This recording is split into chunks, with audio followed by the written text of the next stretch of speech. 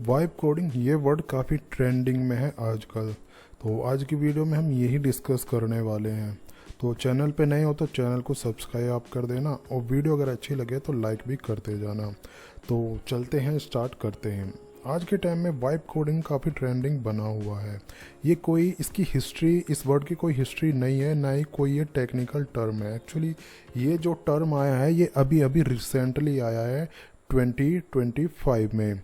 पहले कोई इस टाइप का टर्म नहीं था प्रोग्रामिंग कोडिंग फील्ड में, बट अभी जब से ओपन एआई के सीईओ ने ये चीज़ कही है तब से ये चीज़ ट्रेंडिंग में बनी हुई है। अब वाइब कोडिंग होती क्या है? देखो, वाइब कोडिंग जो होती है हमारी एआई के टूल यूज़ करने से रिलेटेड है।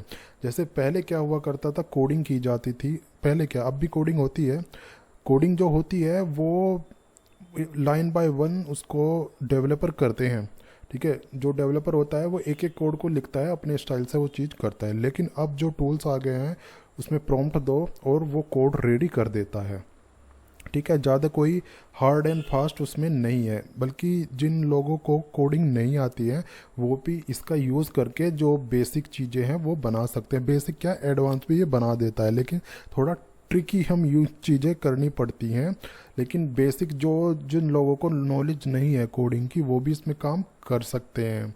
अब देखो, जिसको इंटरनेट की नॉलेज नहीं है तो वो तो कर ही नहीं सकता, लेकिन हाँ, जिसको कंप्यूटर और इंटरनेट की नॉलेज है, थोड़ी R&D करके वो सारी चीज़ें इसमें कर सकता है।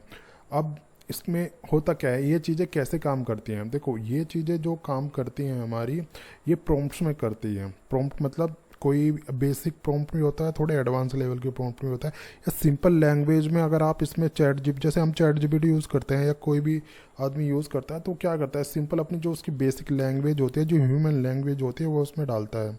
सेम उसी तरीके से जो वाइब कोडिंग टूल्स होते हैं उनको हम यूज़ करते हैं और उसमें बेसिक लैंग्वेज के साथ भी लिख सकते हैं। और कोई थोड़े एडवांस प्रॉम्प्ट आप टेक्निकल यूज़ करते हो तो उसमें भी वो अच्छे से करके देता है अगर ऐसे यूज़ करते हैं। तो बेसिक आप उसको आइडिया देते हो, उसमें प्रॉम्प्ट डालते हो। प्रॉम्प्ट डालने के बाद वो क्या करता है, उसको एग्जीक्यूट करता है, उसका कोड जनरेट करके वो देता है। जो कोड वो जनरेट करता है वो उसको एग्जीक्यूट आप करके देखते हो, उसको टेस्ट करते हो कि जो ये इसने मॉड्यूल बनाया, जितना हमने इसको प्रॉम्प्ट में दिया था उतना उतना इतना उसने काम किया या नहीं। फिर वो आपसे पूछता है कि अब क्या करना है, उस तरीके से हम उसको गाइड कर कर के हम उसको बना सकते हैं। ठीक है, अब बात आती है कि किस टाइप की चीज़ें हम इसमें बना सकते हैं। इसमें देखो, सारे प्रोडक्ट आप इसमें बना सकते हो, सारे प्लेटफॉर्म का यूज़ इसमें कर सकते हो।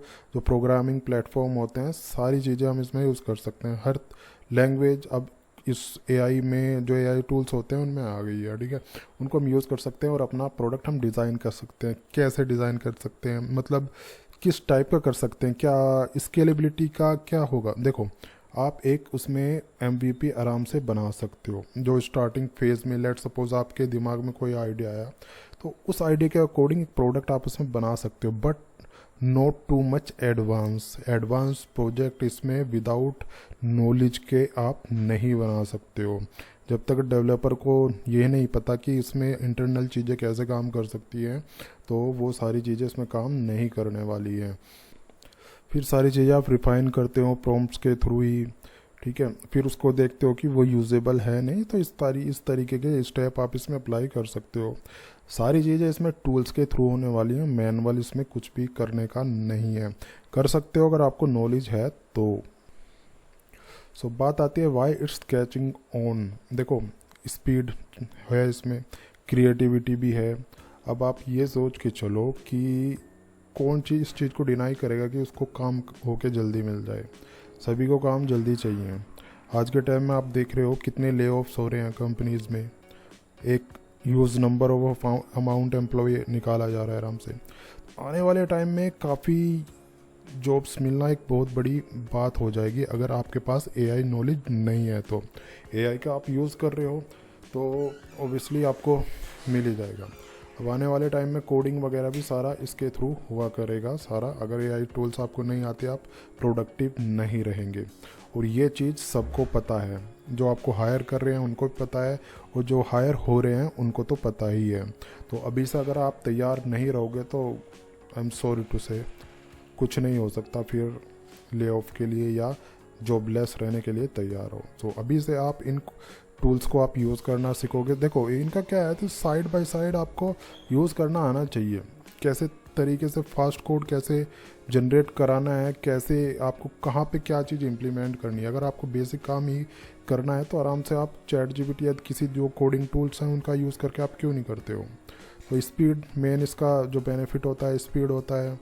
लोअर बैरियर है, नॉन जो कोडर हैं, नॉन जो प्रोग्रामर हैं, नॉन जो टेक्निकल नॉलेज वाले हैं उनको आराम से इसमें कर सकते हैं, but not too much advance. Basic चीज़ें इसमें आप बना सकते हो। डेवलपर शिफ्ट क्या है, देखो सारा काम इसमें AI हैंडल कर रहा है। सारी एरर्स वगैरह, सिंटैक्स वगैरह सब कुछ AI हैंडल ही कर रहा है। तो ज़्यादा सिंटैक्स वगैरह याद रखने की कोई इसमें नीड नहीं है, ठीक है। लंबी लंबी जो टीम, हज़ारों आदमी, 100 आदमी, इतनी बड़ी टीम की कोई नीड नहीं है। कुछ हाईली स्किल्ड आदमी ही अब कंपनियों में रहा करेंगे। कुछ इसके ड्रॉबैक्स भी हैं, ड्रॉबैक्स भी होते हैं हर चीज़ के। एक तो ये होता है, देखो डीबग करना, रिफैक्टर करना काफ़ी रिस्की काम और टाइम कंज्यूमिंग काम हो सकता है। कोड कौन लिख रहा है, AI कोड लिख रहा है। तो जो जिसको डीबग ये भी करता है, लेकिन कुछ अगर एडवांस चीज़ें आप बना रहे हो तो ये हाथ खड़े भी कर देता है, ठीक है। सारा काम ए टू 100% सारा काम AI कर ही नहीं सकता है ना। काम कर देगा 90% काम कर देगा, बाकी 10% वो ऐसा काम बचाएगा जो ह्यूमन के लिए भी, डेवलपर के करने के लिए भी काफ़ी चैलेंजिंग रहने वाला है। सिक्योरिटी रिस्क होता है इसमें। अब सिक्योरिटी रिस्क ये है कि क्या कोड में क्या है वो तो कुछ पता ही नहीं चलेगा, क्योंकि डेवलपर तो उसको मैनुअली रिव्यू कर ही नहीं रहा है, AI कर रहा है, ठीक है। तो ये सारी इश्यूज इसमें रहेंगे। डीबगिंग का फैक्टर है ही ज़्यादा। Fixing AI code can be slower then writing from scratch. Time ले सकता है वो, डीबग करेगा, करे ना करे, सही करे ना करे। तो ChatGPT भी इस तरह से बिहेव करता है। अगर कोडिंग आप लेते हो ना ChatGPT से, तो वो प्रॉपरली जैसा चाहिए ऐसा नहीं करता। छोटे लेवल का कर देता है कोड, लेकिन अगर थोड़ा आप एडवांस चाहते हो तो वो भी हाथ खड़े कर ही देता है।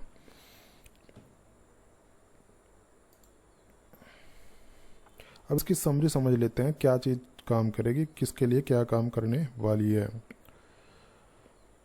अप्रोच क्या रहने वाली है, देखो अप्रोच जो रहेगी हमारी, प्रॉम्प्ट डालना है, रन करना है, रिफाइन करना है। किसके लिए अच्छा हो सकता है, प्रोटोटाइप्स बनाने के लिए अच्छा हो सकता है, सोलो प्रोजेक्ट, थिंकर, इस टाइप के प्रोजेक्ट, छोटे लेवल के प्रोजेक्ट आप इसमें MVP वगैरह बना सकते हो। डेवलपर का रोल क्या रहेगा, देखो AI को गाइड करेगा, टेस्ट करेगा, और बार बार जो AI कुछ पूछता है उसको जो कमांड देनी है वो सारी चीज़ें हमारे डेवलपर के रोल में आएंगी। रिस्क क्या हो सकता है, डीबगिंग का रिस्क हो सकता है, मेंटेन करने का रिस्क हो सकता है, और सिक्योरिटी का रिस्क हो सकता है। व्हेन टू यूज़, ये जो व्हेन टू यूज़ का मतलब है कब इसको यूज़ करना है, नीड क्या है, कैसे कैसे हम इसको कब यूज़ कर सकते हैं। देखो अर्ली आइडियाज़, अगर जैसे ही आपको दिमाग में आइडिया आता है उसको एग्जीक्यूट करना, तो हैवी इन्वेस्टमेंट करने की कोई नीड नहीं है। आप अपना दिमाग वाइब कोडिंग में लगाओ और उसको आइडिया को एक प्रोडक्ट में कन्वर्ट कर दो। डेमोज बनाने हैं किसी चीज़ के, सीखना है, लर्न करना है, तो उसके लिए vibe coding is the best solution, ठीक है गाइस। तो इसी टाइप की वीडियोस के लिए चैनल को लाइक कर देना, नीचे कमेंट करके ज़रूर बताना आपको वीडियो कैसे लगी और किस टॉपिक पे आप वीडियोस चाहते हो। तो मैं मिलता हूँ अगले वीडियो में। इसी टाइप की वीडियोस देखने के लिए चैनल को लाइक करना और सब्सक्राइब करना बिल्कुल ना भूलना।